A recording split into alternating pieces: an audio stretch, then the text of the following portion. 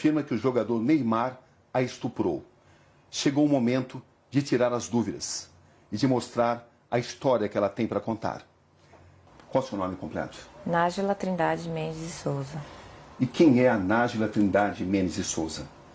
Uma pessoa comum, que trabalha, estuda, sou modelo, estudante de design de interiores, que gosta de esporte, que treina, dança, sou filha, mãe, pessoa comum. Vamos começar com duas perguntas essenciais. Você foi de fato vítima de estupro por parte do jogador Neymar ou foi uma relação sexual consentida? Fui vítima de estupro. Você foi vítima de estupro ou foi apenas uma agressão? Agressão juntamente com estupro. Você reafirma que foi vítima de estupro? Fui. Mas por que então seu primeiro advogado diz que você relatou a ele ter sido vítima de uma agressão, não de um estupro? Primeiro que ele não estava acreditando totalmente em mim. E eu senti preconceito da parte dele. Porque ele disse pra mim que... você vai ter que cortar a unha, a gente vai ter que levar isso pra frente, mas você... Então, o que deu a entender que você foi estuprada, você não foi estuprada, você deu porque você quis, você fez porque você quis. Então, eu não vou eu vou isentar essa parte, eu não vou colocar essa parte. Eu vou falar agressão porque eu tenho as provas, você me mostrou as provas da agressão, que foram as fotografias. E eu acho que ele só acreditou em mim porque ele viu a foto que o próprio Neymar mandou pra mim. Minha foto machucada. Como é que você conheceu o Neymar, Nájila? Através de uma rede social. Qual foi a rede social? Instagram. Como é que foram as conversas? Como é que você as escreve? Normal, eu mandei uma imagem pra ele, não era foto nude meu, era um texto. E ele respondeu e a gente começou a trocar mensagens. E depois de um tempo ele pediu o meu WhatsApp e eu passei. O próprio Neymar divulgou alguns trechos onde aparecem conversas de cunho sexual. Uhum. Quando é que essas conversas começaram? Naquele momento. Do WhatsApp. E você tinha ciência de que uma relação sexual poderia acontecer? Sim, o meu intuito era esse. Era o seu intuito? O meu intuito era ter uma relação sexual com ele. Desde quando você passou a pensar dessa forma? Quando eu comecei a falar com ele. Em que situação você viajou para Paris para encontrar o Neymar? Não, quem é que pagou a passagem? Ele. Ele pagou. E as suas despesas, quem pagou? Ele, do hotel. Isso ficou claro desde o início? Não, a gente conversou, eu conversei com ele como uma pessoa comum. Eu queria, era um intuito sexual, era um desejo meu. Acho que ficou até claro para ele isso. E ele perguntou quando eu poderia ir e eu disse, no momento eu não posso, questões financeiras, eu não podia ir. E também questão da minha agenda, do meu trabalho, enfim. E daí ele me sugeriu, tá, mas eu posso resolver isso. E aí eu fui com a passagem. Você levou dinheiro seu também? Levei. Ou seja, você viajou para Paris com que expectativa, Nájila? De ficar com ele, de encontrar com ele. Isso de incluía realizar uma possível... desejo meu. Isso incluía uma possível relação sexual? Obviamente. Você pensava nisso? Sim. Estava preparada para isso? Estava. Era algo já consentido, consensual entre vocês? Era. Quando você chega a Paris, o que acontece?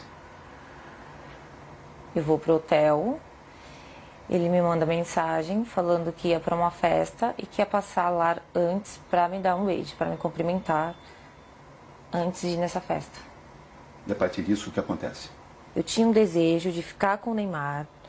E quando eu chego lá, tava tudo bem, tava tudo legal as mensagens. Uhul, eu ia conseguir, entendeu? Só que quando ele estava agressivo,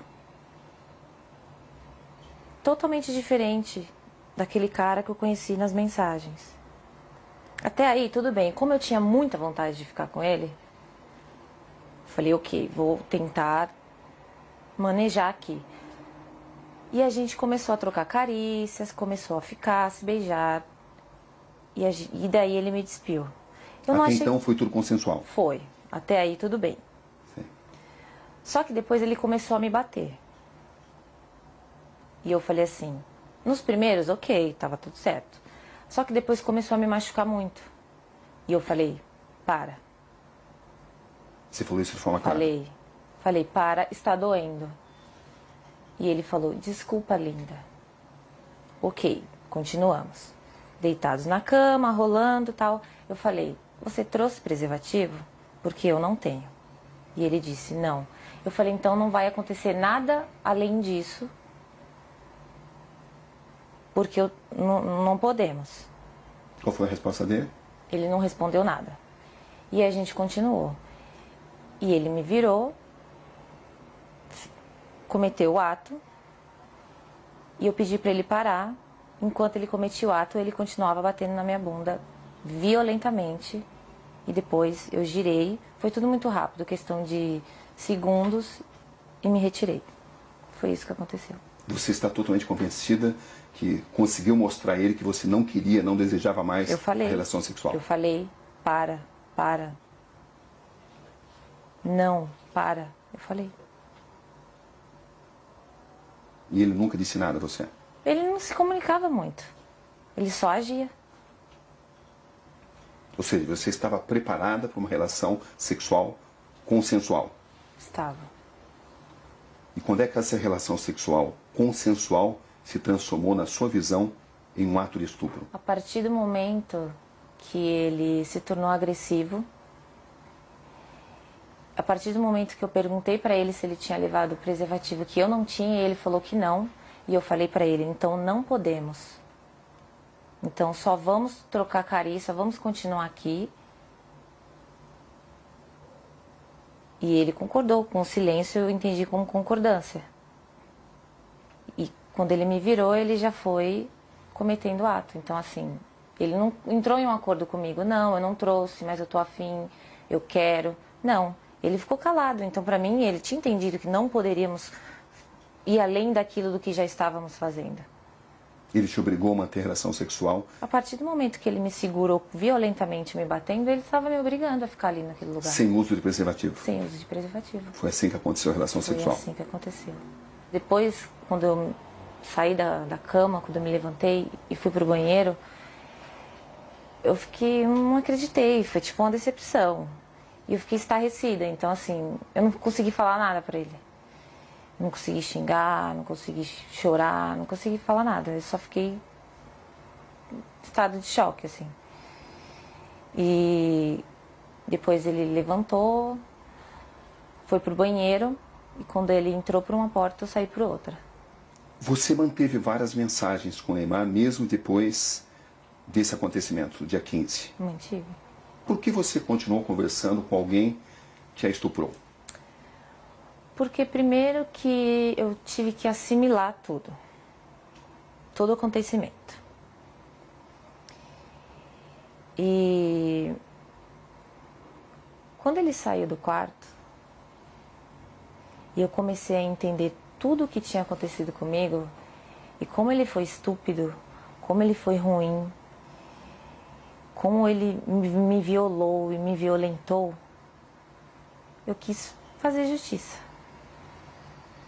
Porque eu não acho que só porque eu estava afim de ficar com ele, ele tinha o direito de fazer aquilo comigo. Então, no primeiro momento, eu não consegui reagir devido aos traumas. E depois eu sabia que se eu não falasse com ele normalmente, fingindo que eu não tinha entendido o que aconteceu, ele não iria mais falar comigo. Eu não teria como provar o que ele fez comigo. O pai do Neymar relata que sofreu uma tentativa de extorsão. Da minha parte, não. Você ficou sabendo disso? Fiquei. Que os seus primeiros advogados tentaram extorquí-lo. Você ficou sabendo disso? Fiquei. E eu comecei a desconfiar disso no momento que ele não deixava dar queixa. Você foi à polícia contra a vontade dos seus advogados? Foi. Inclusive, porque eu tomei essa decisão, ele decidiu abandonar o caso. Você tinha conhecimento de que tinha sido pedido uma indenização ao Neymar e ao pai dele? Não.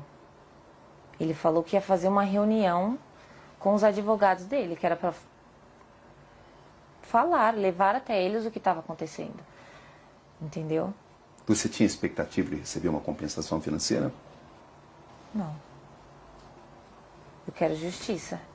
Ele me fez muito mal. Eu estou muito traumatizada até hoje por isso.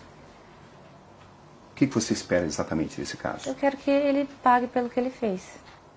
Você tem consciência do que isso pode representar para o Neymar, Nádia? Eu tenho consciência do que o que aconteceu representa para mim. Uma questão de honra, entendeu? Ele não precisava ter feito aquilo comigo. Não precisava, eu já estava ali para isso, para aquilo. Era um desejo meu, eu sou livre, desimpedida, nós iríamos ficar, eu ia voltar para casa e está tudo certo. Qual é exatamente a sua situação financeira, Nádia, para esclarecer? É verdade que você tem uma dívida de 26 mil e está sofrendo uma ação de despejo? A ação de despejo eu não estava sofrendo até o meu nome vir a público. Né? Então, mas eu tinha um acordo sim para fazer, eu deixei acumular, é minha única dívida, e do colégio que eu estava estudando, que por motivos pessoais eu tranquei. É verdade que você deve 4 mil reais ao colégio onde você estudava, à faculdade? Uhum, é verdade. As pessoas têm usado essas informações para alegar que você queria resolver a sua situação financeira. Você tem consciência disso, né? Tem. Eu fiquei sabendo, mas olha... Como é que você reage a isso? Eu acho que teria uma forma mais fácil e mais rápida do que todo esse auê, todo esse escândalo. Eu acho que eu não preciso disso. E até o Neymar para poder conseguir dinheiro. Tem muitos trabalhos, muitas coisas para fazer. Eu não ia me expor dessa forma. Não tem lógica, não tem sentido. Para arrancar dinheiro do Neymar. Desculpa, eu não preciso disso.